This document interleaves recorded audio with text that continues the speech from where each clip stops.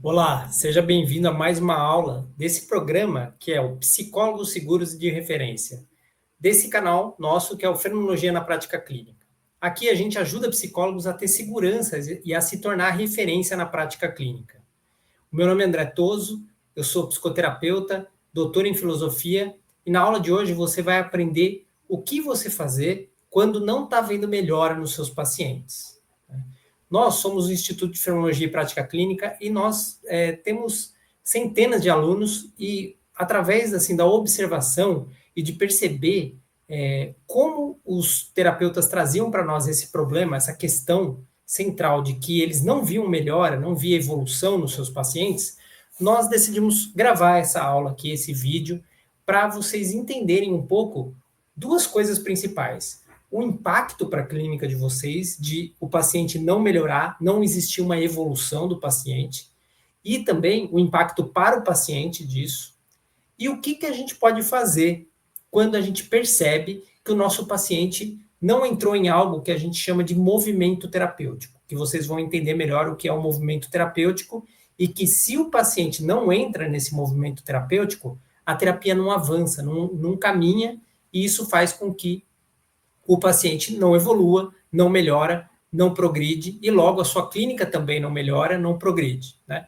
Porque o crescimento da nossa clínica está atrelado com a melhora do paciente, tá?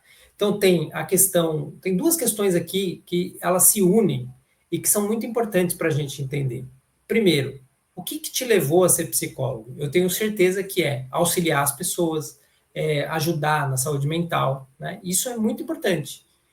Mas, sem a melhora do paciente, você não consegue esse objetivo e não consegue outro objetivo também muito importante para a prática clínica, que é a sustentabilidade da sua clínica. O que mais acontece é psicólogo abandonando a clínica porque não consegue fazer a clínica crescer. Não tem condições de fazer algo crescer se o paciente não melhora de fato, se não há uma evolução dos pacientes. E é esse o ponto que a gente vai ver hoje nessa aula, com cuidado, com carinho, para que vocês comecem a auxiliar as pessoas a melhorarem e, ao mesmo tempo, vocês melhorem, cresçam a clínica de vocês. E para isso vocês precisam ser cada vez mais seguros para poder se tornar referência. E assim, mas eu não quero me tornar uma referência. Se tornar uma referência é estar ajudando as pessoas, do nosso ponto de vista. Isso que a gente fala, ser uma referência, não é ser referência para o mercado, ser referência para a universidade, ou ser referência para alguém.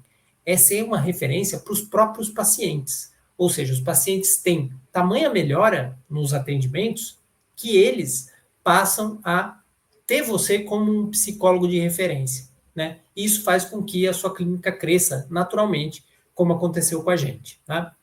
Então, a gente vai falar desses pontos principais. Eu vou compartilhar com vocês aqui uma tela, um mapa mental aqui, tá? Para vocês verem. Espera aí, que não é esse. Deixa eu só mudar aqui.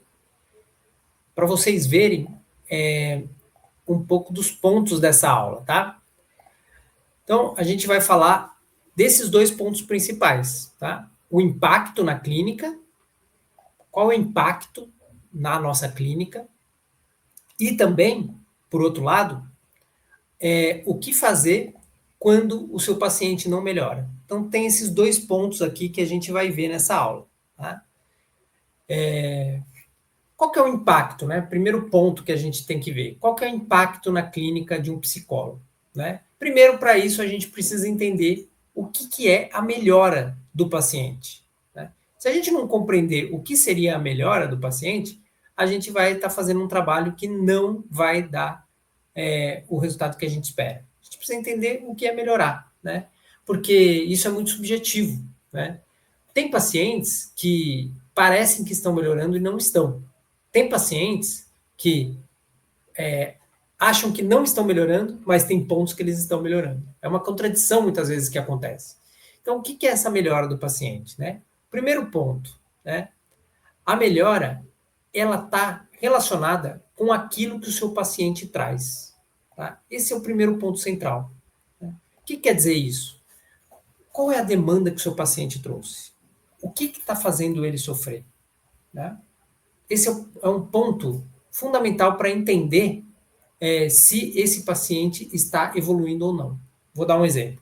O paciente chega e ele fala assim: eu quero diminuir os sintomas de ansiedade, porque o meu coração bate muito rápido, eu tenho uma frequência cardíaca muito alta, e isso está me atrapalhando em várias coisas. Pronto. Ele trouxe a dor dele, né? Ele trouxe aquilo que faz mal para ele, né? E a gente precisa guardar essa informação. A gente precisa ter, assim, colocar o devido peso nessa informação. É isso que ele quer que aconteça, né? Ele está pagando por um serviço, ele está ali querendo que diminua os sintomas de ansiedade dele.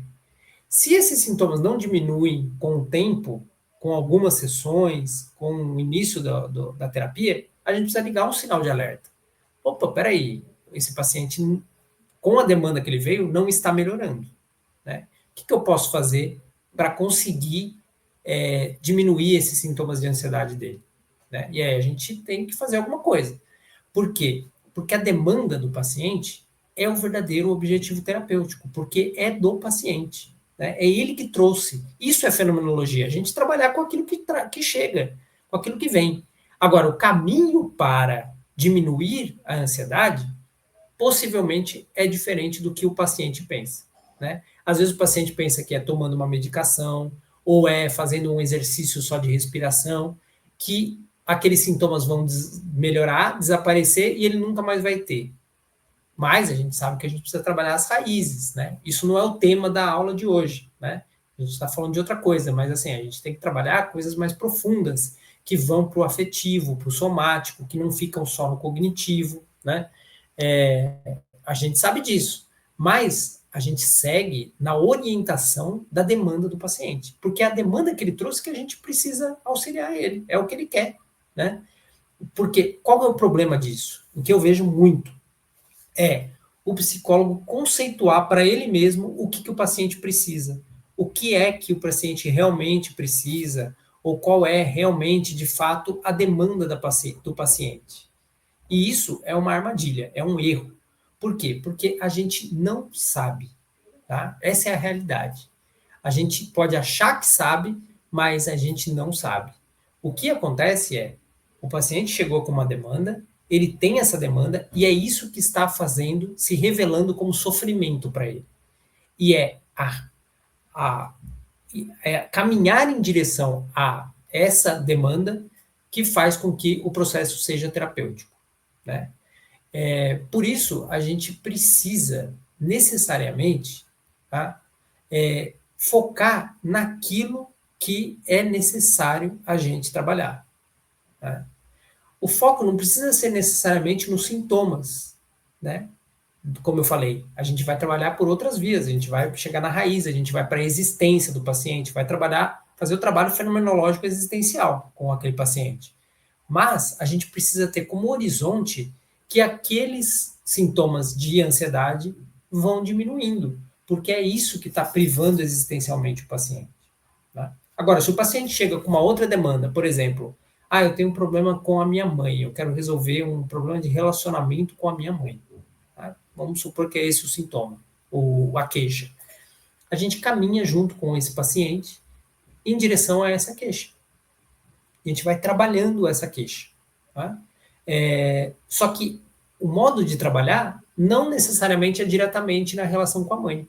Pode ser que outras coisas tenham ocasionado esse problema de relacionamento com a mãe, né? E a gente vai trabalhar existencialmente isso.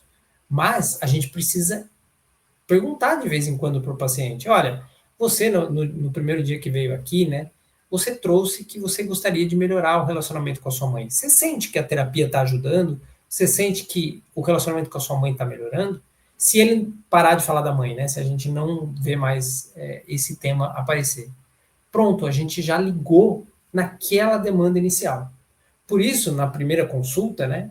A demanda é muito importante a gente entender o que o paciente quer. Esse é o ponto. Para a gente saber o que é a melhora do paciente, né, compreender o que é a melhora do paciente, a gente tem que saber qual é a demanda do paciente, qual é a origem daquilo que ele trouxe, tá? Isso é fundamental para a gente fazer um bom trabalho, tá? Eu vou colocar aqui de novo na tela o nosso mapa mental, que é aqui, ó, a melhora está relacionada com a própria demanda e o objetivo do paciente, e o foco não necessariamente os sintomas e no que eu julgo ser melhor para o paciente. Ou seja, a gente está focado na demanda para chegar na melhora. Né? Demanda e melhora deveriam ser mantras, assim, na primeira consulta. O paciente tem essa demanda, a gente precisa chegar nessa melhora. O caminho é o caminho fenomenológico, é o caminho existencial. A gente vai aprofundando, a gente vai trabalhando com o paciente da maneira, com aquilo que se apresenta, com aquilo que se mostra, com uma série de coisas que a gente vai falar mais para frente. Tá? E o principal é compreender o que de fato o seu paciente quer. Aqui é um outro ponto muito importante, né? Porque, assim, o paciente, ele muitas vezes chega falando que quer uma coisa. E, rapidamente, a gente percebe que, na realidade, no querer mesmo dele, ele está caminhando para outra direção. Ele está querendo outras coisas. E ele mesmo vai revelando aquilo e vai descobrindo aquilo durante a terapia. Né? Então, a demanda pode mudar. E a gente precisa acompanhar a mudança dessa demanda. Tá? A gente precisa estar bastante atento, com bastante atenção, para perceber quando tem as modificações de demanda. Então, veio uma demanda inicial, essa demanda começou a ser trabalhada na terapia, né? O paciente começou a se compreender de um outro modo, né? Ter uma compreensão afetiva diferente do que ele tinha, e de repente ele muda de demanda. Aquela demanda já não faz sentido para ele. É outra coisa que ele quer, né? Pronto, a gente já tem uma mudança de demanda e a gente precisa ficar ligado, porque esses são pontos de referência no trabalho terapêutico. Né? E a gente acompanha, porque a gente acompanha o paciente, porque a gente está na fenomenologia. Né?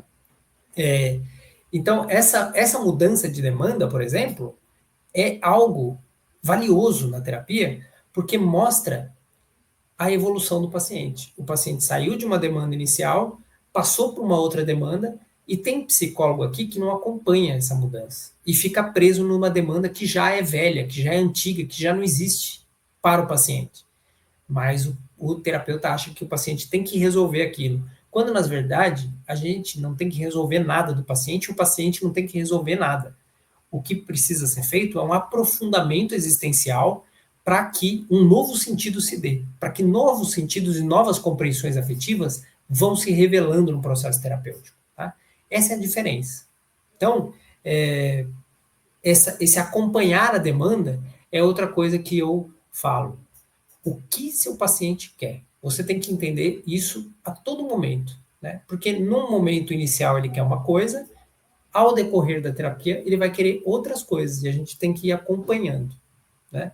E também entender e perceber qual que é o sentido, tá? Qual é o sentido e o motivo dessa terapia para esse paciente específico, único e singular. São coisas que só dá para aquele paciente. A gente precisa olhar fenomenologicamente, porque é só aquele paciente que tem o motivo e o sentido da terapia dele. E a gente precisa acompanhar isso. Tá? Por que ele está fazendo terapia? Qual é o motivo? Qual é o sentido da terapia para ele? Né? Tem paciente que chega para a terapia porque quer esconder, deletar um sintoma. E a gente respeita. Né? Apesar de saber que isso não vai adiantar. Porque mesmo que eu corte um sintoma, se a raiz não foi trabalhada, o sintoma retorna. E aí não adianta nada. Né? A pessoa faz terapia, parece que sente melhor, porque desabafa um pouco e tal. Dá uns meses, ela para. Você vai ver a vida da pessoa, 1 mês, 2 meses depois, está igualzinho. Por quê? Porque ela só conseguiu tirar daquela parte cognitiva dela. Ela só teve uma compreensão cognitiva. Ela não chegou na raiz, na profundidade afetiva e corporal.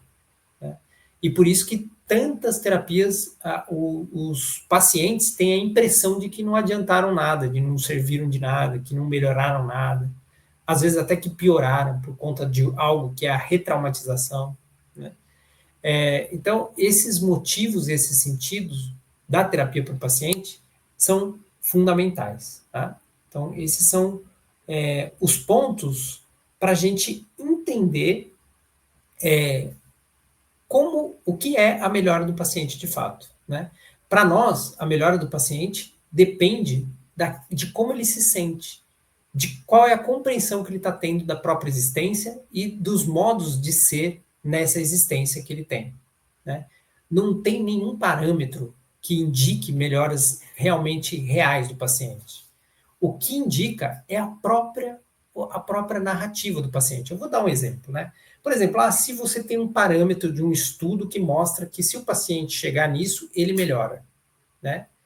Aí ele abrange todos aqueles parâmetros. Nossa, olha, tem uma evidência de que esse paciente melhorou. Aí você vai fazer uma entrevista com esse paciente, vai perguntar para ele como é que está a vida dele. E a vida dele não melhorou nada. A existência dele continua sofrida. Ele continua tendo as mesmas coisas, né? Os sintomas diminuíram, talvez, mas o sofrimento existencial continua. Adiantou alguma coisa esses parâmetros? Qual é o nosso parâmetro? Qual é o parâmetro da prática clínica? É o paciente. É mais simples. Não precisa de grandes estudos acadêmicos. Não precisa de grandes... não precisa ser um gênio, um cientista genial e estudioso. É só perguntar para o paciente. Você está melhor? Você se sente melhor? A sua vida, a sua existência está mais fluida? Está mais... Assim, como é que você está? A gente precisa voltar para o simples, para o óbvio. O simples e o óbvio é que funcionam. Excesso de complexidade, de teorização, só serve para confundir. Só serve para enroscar a cabeça da pessoa. E os psicólogos estão todos com a cabeça meio enroscada, meio complexas demais. A gente precisa vir para a realidade. A realidade é, como é que você está, meu amigo? Né? A gente não vai chamar o paciente de amigo, mas assim, como é que você está? Essa pergunta é uma pergunta muito importante, com humanidade, né? Olhando para os olhos do paciente, como é que você está? E ele vai falar com sinceridade como ele está. E se ele estiver melhor, é sinal de que a gente entrou no movimento terapêutico, que a melhora está acontecendo, né? Então, vamos voltar para o óbvio, né? Que o óbvio, às vezes, ele precisa ser dito, né? Ao invés da gente ficar com muita pose, muito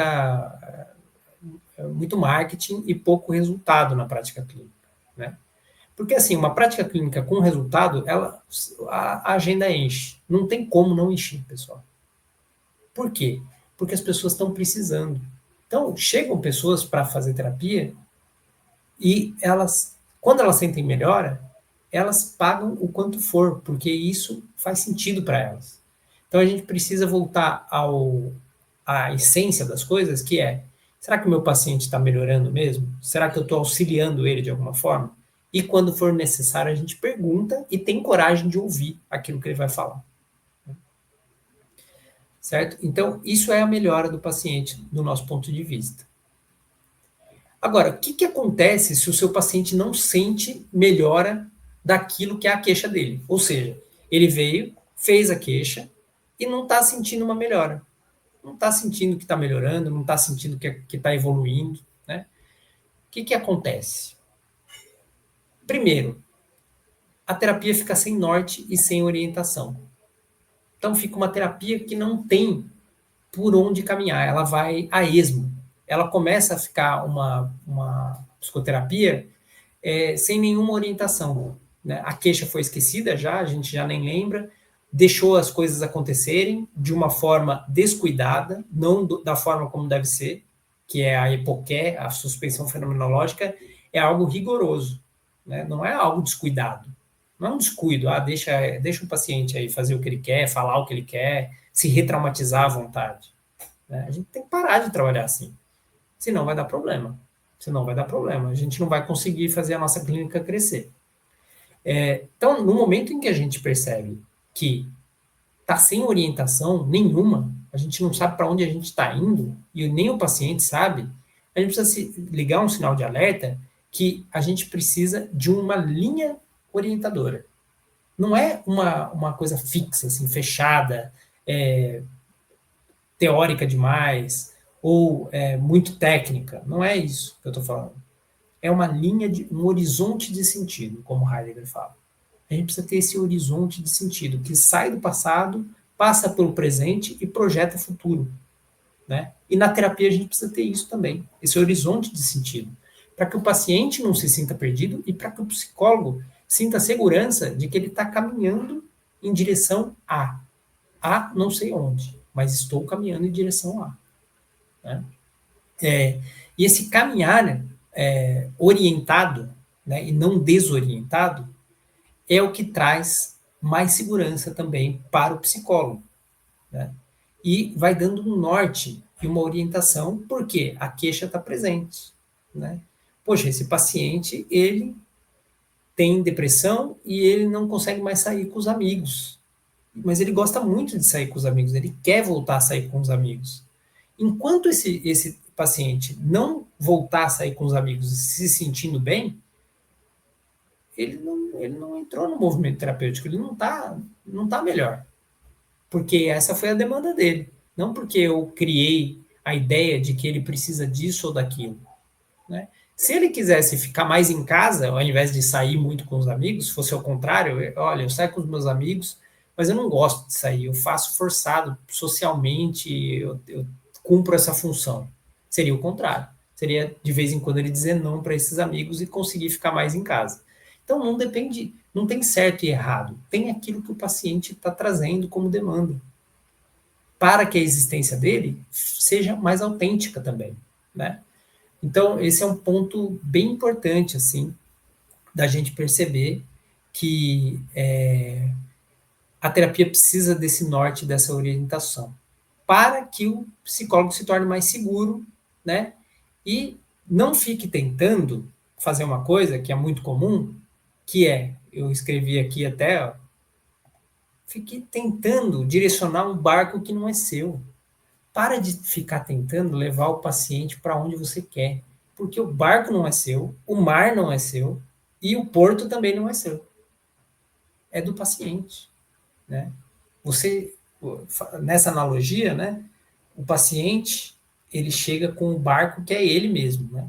O mar são as emoções, são os afetos, os sentimentos. E o porto é a demanda, é onde ele quer chegar. Né?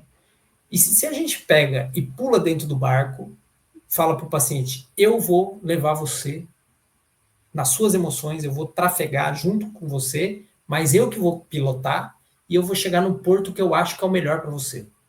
Isso é uma violência com o seu paciente. E não vai ajudar o seu paciente. Tá? Então, a gente pega o paciente, que é o barco, a gente entra no barco humildemente, que não é nosso, pedindo licença, e começa a conversar com o paciente no sentido de como é que a gente pode pegar a rota para esse porto que você quer chegar? O que você pensou? E aí o paciente começa a trocar com o psicólogo. Estou fazendo uma analogia aqui para vocês entenderem. Então, o barco é ele, o mar é suas emoções, os seus sentimentos, sua afetividade, e o porto é a demanda, o lugar que ele quer chegar. E a gente só zela para que ele possa chegar. Só cuida para que ele possa chegar nesse lugar, que é dele, não é nosso. Tá? Então, a partir dessa metáfora, a gente consegue começar a fazer algo que é vínculo com o paciente. Né?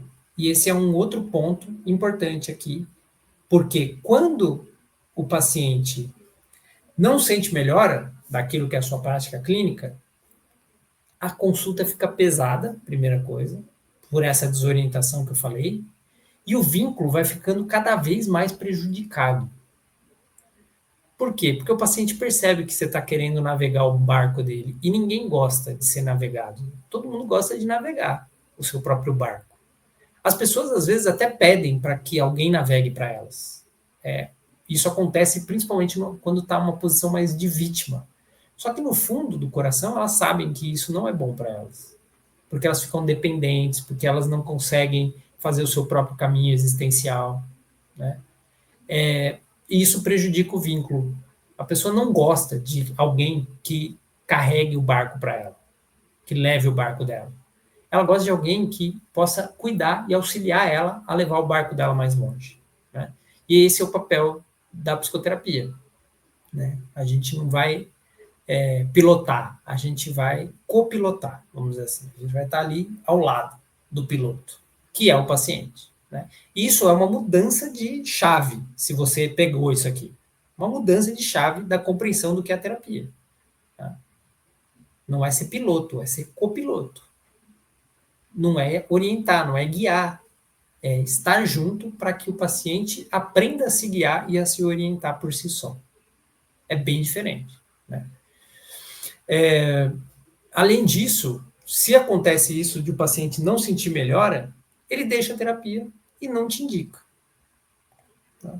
Ele vai parar a terapia com você. E é o que mais acontece.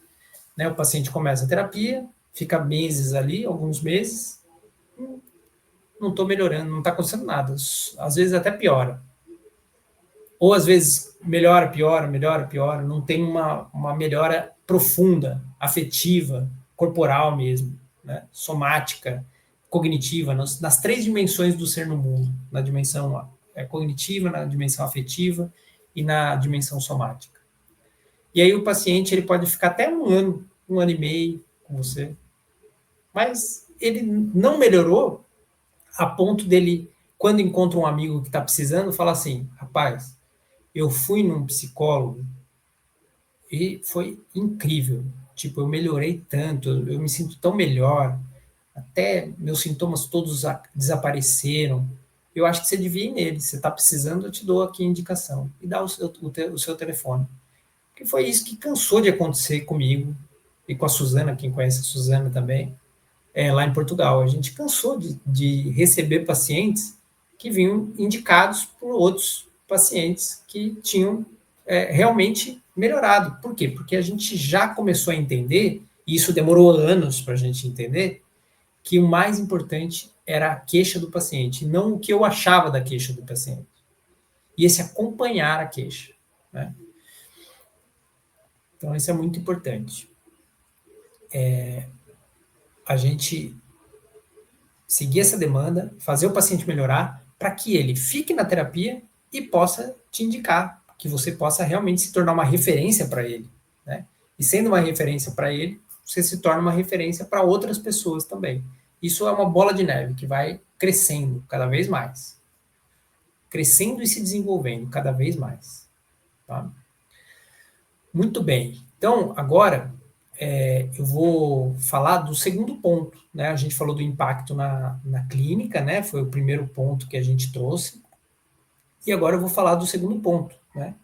Deixa eu recolher aqui, para vocês prestarem atenção aqui agora. O que fazer quando o seu paciente não melhora? Né? Então, o que eu posso fazer quando o meu paciente não melhora? Eu sei, eu quero que ele melhore, eu quero que eu seguir a demanda, mas eu não estou sabendo o que fazer. O que eu posso fazer?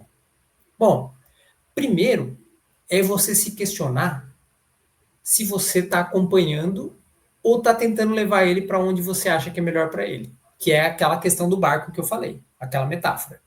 Peraí, será que você está sendo muito capitão do barco do seu paciente? Não está na hora de ter mais humildade e vir assim para um outro lugar? Para um lugar assim de auxílio, um lugar de acompanhamento, de zelar pelo paciente, ao invés de tentar ficar toda hora levando ele para aquilo que você acha que ele precisa. Né? E aqui a gente precisa fazer a hipoqué, a suspensão fenomenológica, para poder chegar nisso. Mas isso é assunto para outras aulas. Segunda pergunta. Você está investindo na sua formação prática ou você está enredado em teoria? Você está fazendo supervisão? Você está estudando prática clínica e não teoria clínica? Porque teoria clínica não serve para nada se não for colocada em prática. Para nada, zero. Como eles dizem lá em Portugal, bola, que é zero. Teoria sem prática não serve para nada na prática clínica. Aliás, ela mais atrapalha, porque enche a cabeça do psicólogo de um monte de teoria, de um monte de visão de mundo, algumas absolutamente fora da realidade, e aí o terapeuta fica perdido, fica inseguro, fica sobrecarregado de informação, acha que tem que se tornar um intelectual para poder atender, e aí coloca uma demanda muito forte. Né? Quantas vezes eu ouço dos alunos O Heidegger é muito complexo para mim, a filosofia, a fenomenologia é muito difícil. A fenomenologia é simples quando ela é colocada em prática. A gente só precisa colocá-la em prática, né? E aí, a teoria, a gente pode compreender com estudo, com desenvolvimento, grupos de estudo, né? Mas a prática mesmo, ela é muito diferente. Ela é simples quando a gente começa a ter cada vez mais horas de voo, né? Aí, esse é um outro ponto, né? Como é que você está investindo na formação? Outra coisa é parar essa conceituação teórica, né? Parar de conceituar, assim, teoricamente, como é que é a melhora do seu paciente e olhar para o que realmente, de fato, seria para o paciente a melhora. Né? O que ele quer, como a gente já falou. Né? Eu já fui trazendo as soluções, né, ao longo do vídeo, ao longo dos problemas que a gente foi vendo. Né? Mas eu tenho um exemplo aqui que eu vou dar, tá? Que é de uma psicóloga, aluna nossa, na supervisão. Tá? Vou falar um pouco dessa aluna. Ela achava, né, que o paciente dela não estava evoluindo. Ela trazia muito essa questão. E a gente foi aprofundando e eu vi que ela estava fazendo um bom trabalho com aquela paciente. Era um trabalho bem feito. Ela estava fazendo as coisas que a gente pedia, mas ela sentia essa insegurança de que ela não estava ajudando, que a paciente não evoluía. E aí eu comecei a perceber ali na supervisão, né, que parecia que isso era mais uma ideia dela do que propriamente a realidade. E o que a gente fez? Né? Eu dei a sugestão de ela perguntar para o paciente como é que ele sentia a evolução dele, o que ele sentia que ele tinha melhorado, evoluído ao longo da terapia, daqueles meses, né? Que ele estava, se eu não me engano, 7 meses mais ou menos de terapia. E ela perguntou. E ela ficou absolutamente surpresa com a resposta, porque o paciente falou que estava melhorando muito, que estava muito feliz com o desenvolvimento dele, que ele sentia que estava evoluindo, né? E olha só, né? E ela toda insegura. Então, às vezes a gente precisa perguntar mesmo, parar de conceituar teoricamente e ir para a realidade do encontro com o paciente, né? Mas então, e no caso de o paciente realmente não está melhorando? Ó, o que a gente pode fazer? Aquele paciente não tá melhorando.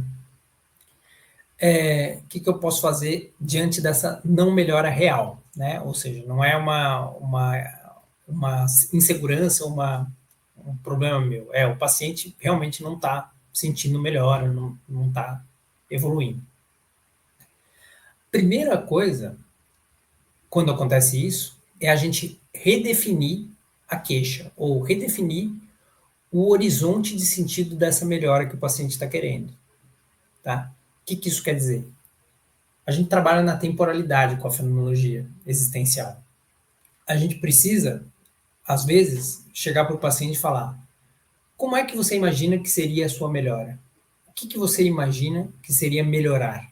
Porque, como eu falei, é dele. Então a gente tem que lançar a pergunta para ele. E aí ele vai falar claramente, né? Aquilo. Vai trazer aquilo. E a gente vai definir aquele horizonte de sentido de uma forma melhor. E a gente vai fazer o quê? E aí os nossos alunos fazem isso, né? Porque tem o treinamento para fazer isso. Mas é usar uma vivência específica. Normalmente a gente usa a vivência da máquina do tempo ou outro tipo de vivência, para que essa melhora possa se instalar, tá dentro dele existencialmente de fato, ter sentido dentro dele. Tá? Para que essa melhora aconteça na temporalidade futura, ou seja, a gente projeta sentido. A gente faz um projeto de sentido dessa melhora com o paciente, e isso vai clarear a compreensão dele do caminho que ele vai seguir na terapia. E vai ajudar muito. Tá? Aí a gente vai trabalhando os obstáculos no caminho, melhorar as raízes que eu falei, que estão em memórias afetivas, que estão em memórias somáticas, muitas vezes, rearticular sentidos sedimentados para que ele chegue nesse lugar, nesse horizonte de sentido que ele trouxe na terapia. Né? Esse é um caminho básico que utiliza vários elementos do nosso método FPC, né? Que é o conhecimento prático, a postura e as vivências. Então, a gente utiliza o conhecimento prático da experiência prática com o paciente, a gente tem que estar numa postura determinada para sair do lugar de capitão do navio para vir para esse lugar de zelador, e a gente utiliza as vivências para poder fazer o horizonte de sentido ficar mais claro para o paciente, né? Nesse sentido, a gente consegue que a melhora do paciente seja realmente aconteça, que ela realmente aconteça, que a gente saia daquela dificuldade quando a gente vê que o nosso paciente não está melhorando. Né? Então, meus amigos, compartilhem esse vídeo porque ele é muito importante, ele traz muitos elementos importantes para a prática clínica. Curtam aqui também o vídeo, eu peço, por favor, para vocês curtirem, que isso ajuda a gente a crescer. Comentem aqui também o que vocês acharam, se tem alguma coisa que vocês não concordam, o que vocês mais gostaram. Ou seja, comentem aqui para a gente ter um movimento de psicólogos mais presente aqui no nosso canal. E subscrevam o canal, principalmente, para vocês poderem acompanhar mais vídeos como esses, tá bom? É isso, a gente se vê no próximo vídeo. Espero que tenham gostado e até a próxima aula. Um abraço.